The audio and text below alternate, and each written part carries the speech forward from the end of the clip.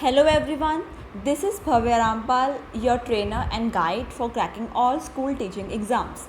And I once again welcome you all on this exceptional and revolutionary platform that is Learn to Lead Tutorials. So students, I hope you all are fine. I hope you all are doing very hard studies and I hope you all have subscribed our channel till now. लेकिन अगर आपने अब तक हमारा channel subscribe नहीं किया है तो जल्दी से इसको सब्सक्राइब कर लीजिए। अगर आप पहली बार हमारी कोई वीडियो देख रहे हैं, अगर आप पहली बार हमारे चैनल पे आए हैं तो प्लीज़ हमारे वीडियोस को लाइक और हमारे चैनल को सब्सक्राइब ज़रूर कर लीजिएगा, क्योंकि हम अपने इस चैनल के थ्रू आप सबको प्रोवाइड कर रहे हैं quality education 100% free of cost for all competitive exams just like UGC NET, JRF, CTET, PTET, KVS, NVS and many more. और फ्यूचर में भी हम आपके लिए बहुत सारे ऐसे कोर्सेज जो हैं लॉन्च करने वाले हैं, जिससे हमारा ये मोटिव है कि आप सबकी जो स्टडीज़ हैं वो कभी भी बंद ना हो, इसके ऊपर कभी भी फुल स्टॉप ना लगे। तो अगर आप भी यही चाहते हैं कि आपकी स्टडीज़ हमेशा कंटिन्यूअल वे में होती रहें, कभी भी फुल स्टॉप ना लगे, तो आप हमारे इस चैनल को ज़रूर लाइक और सब्सक्राइब तो ज़रूर कर लीजिएगा। And do share our channel with the maximum people. ज़्यादा से ज़्यादा लोगों तक आप हमारा ये चैनल जो है वो पहुंचा दीजिएगा, क्योंकि आपके प्यार से ही हमें मोटिवेशन मिलती है, आपकी मोटिवेशन से हमें मोटिवेशन मिलती है और हमें ये होता है कि हम आपके लिए और भी नए नए कोर्सेज़, नए नए सीरीज़ और अच्छे से आपको और भी बहुत सारे जो इम्पॉर्टेंट टॉपिक्स है वो हम आपके लिए लेके आएँ। ये सब पॉसिबल होता है जब आपका प्यार हमें मिलता है, जब आपकी मोटिवेशन हमें मिलती है। तो आइए स्टूडेंट स्टार्ट करते हैं हमारा आज का लेक्चर। बिल्कुल आज का जो लेक्चर है वो है continual part. Yesterday we have started 7th class geography chapter number 6 that is natural vegetation and wildlife. तो आज का हमारा जो टॉपिक है वो भी, जो लेक्चर है वो भी 7th क्लास ज्योग्राफी का चैप्टर नंबर 6 का ही कंटिन्यूअल पार्ट है। तो आइए स्टूडेंट स्टार्ट करते हैं हमारा आज का लेक्चर। सो स्टूडेंट्स, जैसे कि this is the continual part of 7th class geography chapter number 6 that is natural vegetation and wild life. So yesterday we have done what is the meaning of natural vegetation, क्या होता है ये हम कर चुके हैं।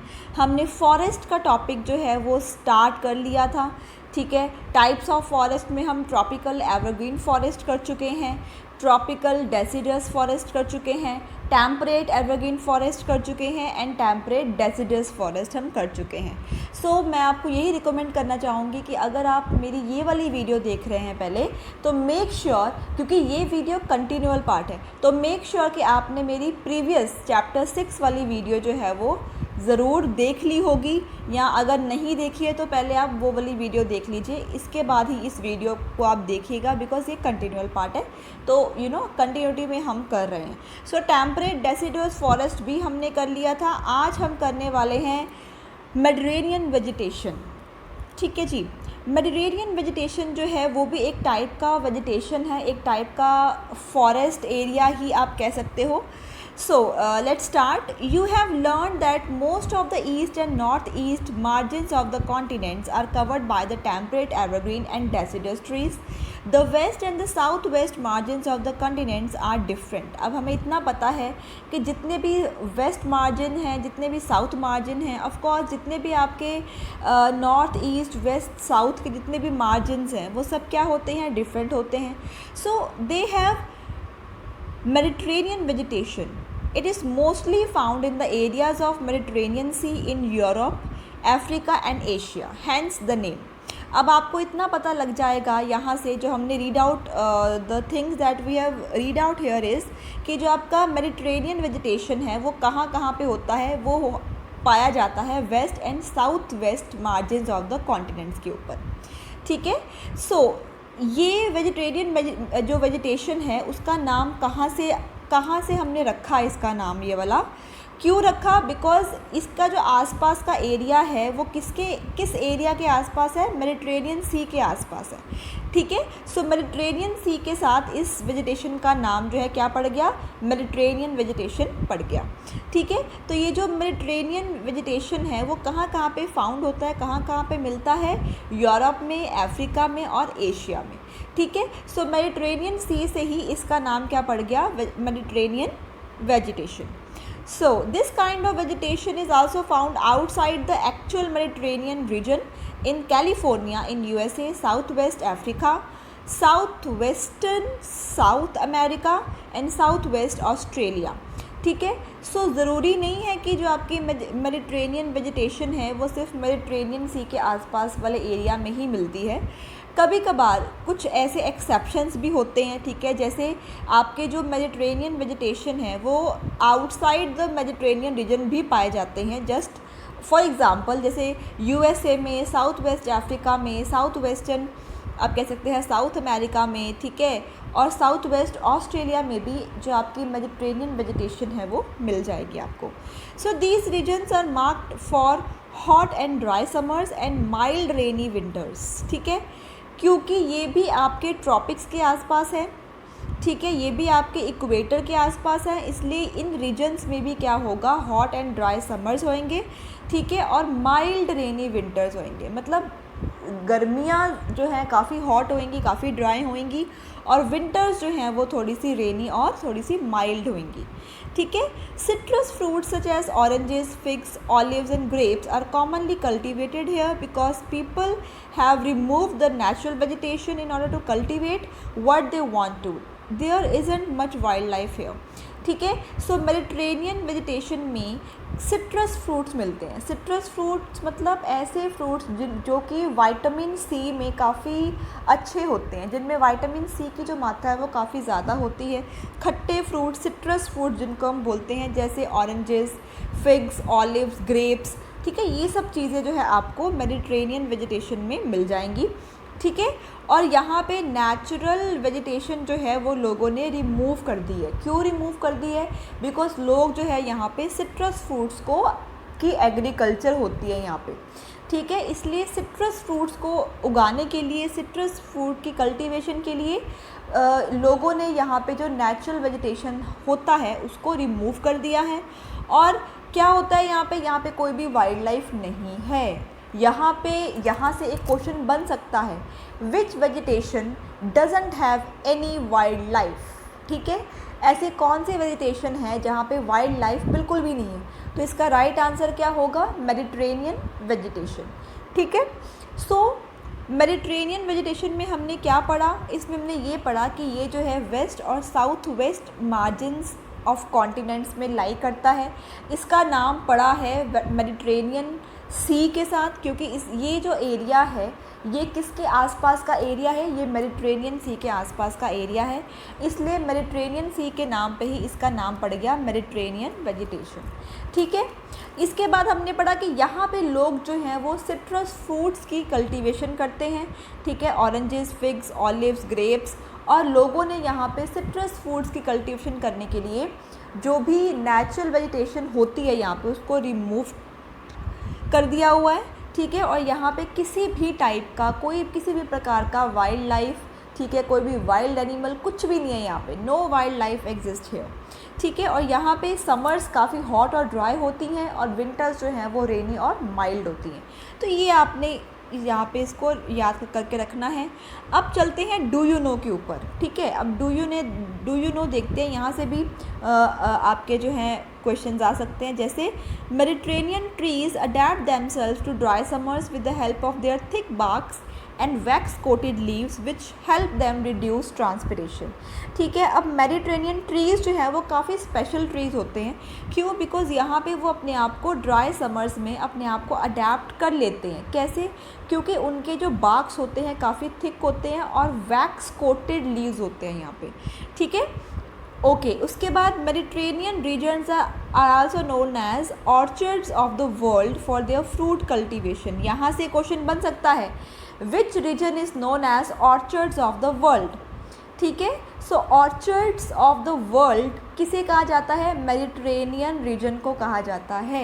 ये ज़रूर याद रखिएगा, मेमोरी में रिटेन करके रखिएगा, क्योंकि मैंने आपको बहुत बार बोला है डू यू नो में से भी कभी कभी ऐसे इंपॉर्टेंट टॉपिक्स आपको मिल जाते हैं, ये इंपॉर्टेंट वर्ड्स या इंपॉर्टेंट आप कह सकते हैं बहुत इंपॉर्टेंट चीज़ें आपको मिल जाती हैं डू यू नो में से, जो बहुत बार एग्जामिनेशन में आ चुकी होती हैं, ठीक है। सो मेडिट्रेनियन रीजन को हम और भी क्या कह सकते हैं? Orchards of the world. क्यों कहते हैं हम इसको orchid of the world? Because यहाँ पे फ्रूट कल्टीवेशन जो है वो ज़्यादा होती है, specially for the citrus fruits. यहाँ से क्वेश्चन भी बन सकता है कि which vegetation have maximum citrus fruits cultivation. ठीक है, तो इसका भी राइट आंसर क्या होगा? Mediterranean vegetation. ठीक है जी, तो बहुत इंपॉर्टेंट टॉपिक था हमारा मेडिटेरेनियन वेजिटेशन, इसको अच्छे से कर लीजिएगा।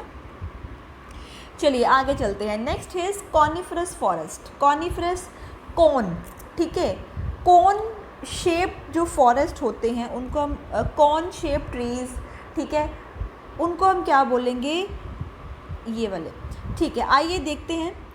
इन the higher latitudes of 50 degree to 70 degree of northern hemisphere the spectacular coniferous forest are found. बच्चे यहाँ से ये जो लाइन है ना आपका, in the higher latitudes 50 degree to 70 degree of northern hemisphere, ठीक है, ये लाइन बहुत ज़्यादा इम्पॉर्टेंट है। बहुत बार क्वेश्चन में एज इट इज़, ठीक है, यही लाइन जो है उठा के वो डाल देते हैं और पूछते हैं कि दिस लाइन और this forest belong to which kind of forest. ठीक है, सो ये लाइन आप ज़रूर अपने माइंड में याद करके रखिएगा कि जहाँ पे भी आपको एग्जामिनेशन में ये लाइन दिख जाए, in the higher latitudes 50 degree to 70 degree of northern hemisphere, तो कौन से फॉरेस्ट की बात हो रही है? यहाँ पे कॉनिफरस फॉरेस्ट की बात हो रही है। ठीक है, सो जो आपकी कॉनिफरस फॉरेस्ट है वो लैटिट्यूड्स उनका क्या है? 50 डिग्री से लेके 70 डिग्री नॉर्दर्न हेमिस्फीयर्स में आपके कॉनिफरस फॉरेस्ट जो है वो मिलते हैं, पाए जाते हैं। ठीक है, so these forest are also seen in the higher latitudes. ठीक है, एक तो मैंने आपको बता दिया कि 50 डिग्री से लेके 70 डिग्री तक नॉर्दर्न हेमिस्फीयर में ये पाए जाते हैं। ठीक है, लेकिन इससे हायर अल्टीट्यूड्स के ऊपर भी ये पाए जाते हैं। ठीक है, हायर अल्टीट्यूड्स मतलब जो भी आपके माउंटेन वाले एरियाज़ हैं।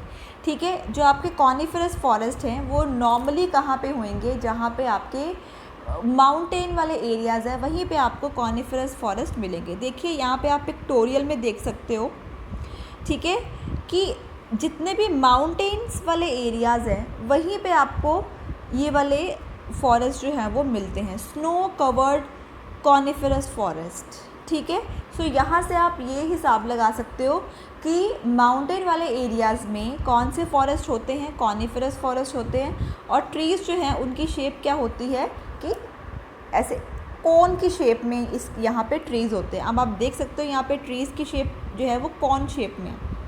ठीक है जी, ओके आगे चलते हैं। These are the trees which सेलिमा found in the Himalayas in abundance. यहाँ पे सेलिमा जो है, अबंडेंस मतलब बहुत ज़्यादा अमाउंट में मिलता है आपको सेलिमा।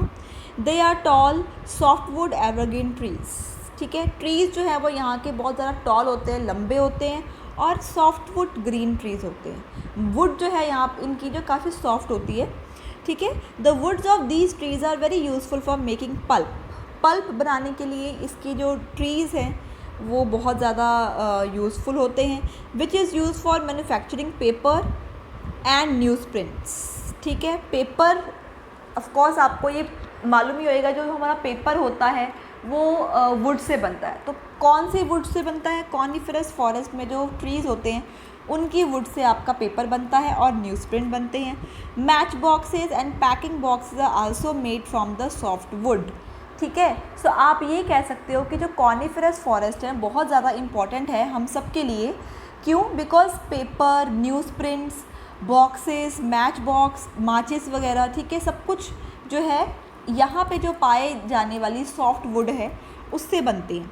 ठीक है, चीर, pine, cedar are the important variety of trees in these forests. Silver fox, mink, polar bear are the common animals found here. ठीक है, चिर, पाइन, सेडार जो है यहाँ पे इम्पॉर्टेंट ट्रीज़ हैं जो मिलते हैं यहाँ पे। और silver fox, mink, polar bear जो है यहाँ के इम्पॉर्टेंट एनिमल्स हैं, कॉमन एनिमल्स हैं। जैसे कि मैंने आपको पहले ही बोला, ये जितने भी एनिमल्स हैं ये कौन से हैं? ये ऐसे एनिमल्स हैं जो कि आपको मिलते हैं इन अ माउंटेनियस रीजन। ठीक है, सो कॉनिफरस फॉरेस्ट जो है वो कहाँ पे मिलते हैं? आपके जो माउंटेन एरियाज़ है वहाँ पे कॉनिफरस फॉरेस्ट होते हैं। ट्रीज़ की शेप भी क्या होती है? कॉन शेप में होती है। लैटिट्यूड्स की बात करें तो 50 डिग्री से लेकर 70 डिग्री नॉर्दर्न हेमिस्फीयर में पाए जाते हैं। सेलिमा यहाँ पे बहुत ज़्यादा अमाउंट में पाया जाता है। सॉफ्ट वुड होते हैं यहाँ के ट्रीज़, जो वुड होती है काफ़ी सॉफ्ट होती है। यहाँ के ट्रीज़ काफ़ी टॉल होते हैं, ठीक है। कॉनिफरस फॉरेस्ट की जो वुड है उससे बहुत चीज़ें बनाई जा सकती हैं, paper, news prints, match boxes, packing boxes.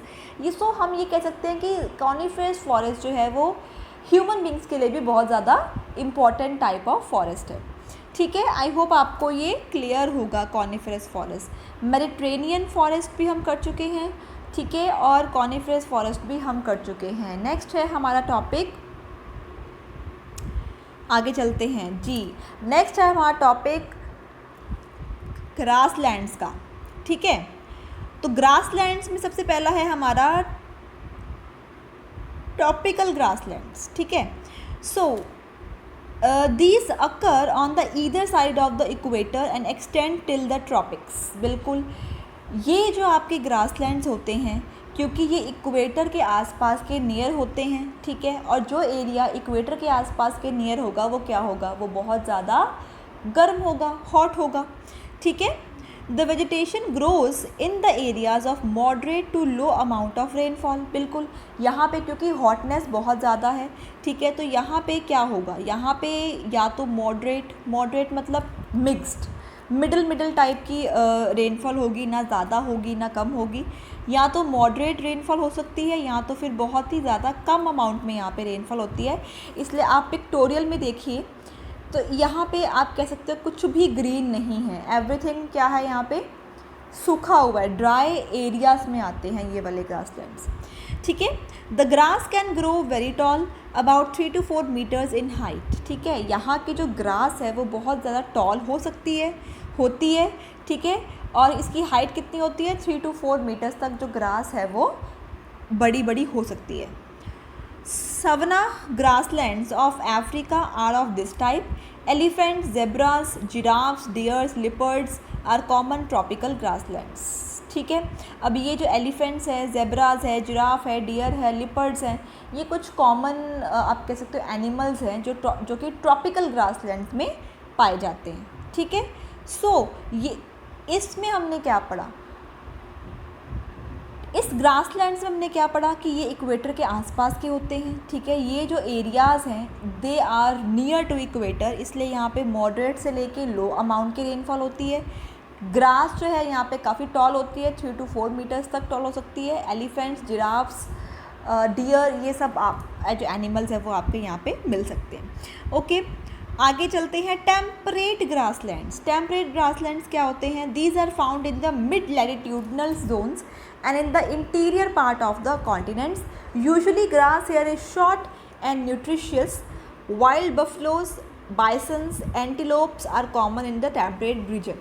अब जो टेम्परेट ग्रासलैंड्स होते हैं इसमें क्या होता है, ये वाले ग्रासलैंड्स ना ज़्यादा ठंडे होते हैं ना ज़्यादा हॉट होते हैं, ठीक है। दीज आर द मिडल, आप कह सकते हो कि यहाँ का जो वेदर है वो neither too hot nor too cold, ठीक है, ऐसा होता है। और यहाँ पे जो ग्रास होती है वो काफ़ी शॉर्ट होती है, ठीक है, और न्यूट्रिशियस भी होती है, मतलब काफ़ी हेल्थ के लिए भी अच्छी होती है। तो बफलोज, बाइसन्स, एंटीलोप्स यहाँ पे कुछ ऐसे एनिमल्स हैं जो इसमें पाए जाते हैं, ठीक है जी। अगर हम यहाँ पे ग्रासलैंड्स की बात करें तो यहाँ पे देखिए कुछ आपको डू यू नो में दिख रहे होंगे डिफरेंट टाइप्स, कुछ ग्रासलैंड्स के नेम्स बताए हुए हैं यहाँ पे, ठीक है। तो ये आप देख लीजिएगा, ये मैं आप कुछ थोड़ा जूम करके दिखा देती हूँ आपको।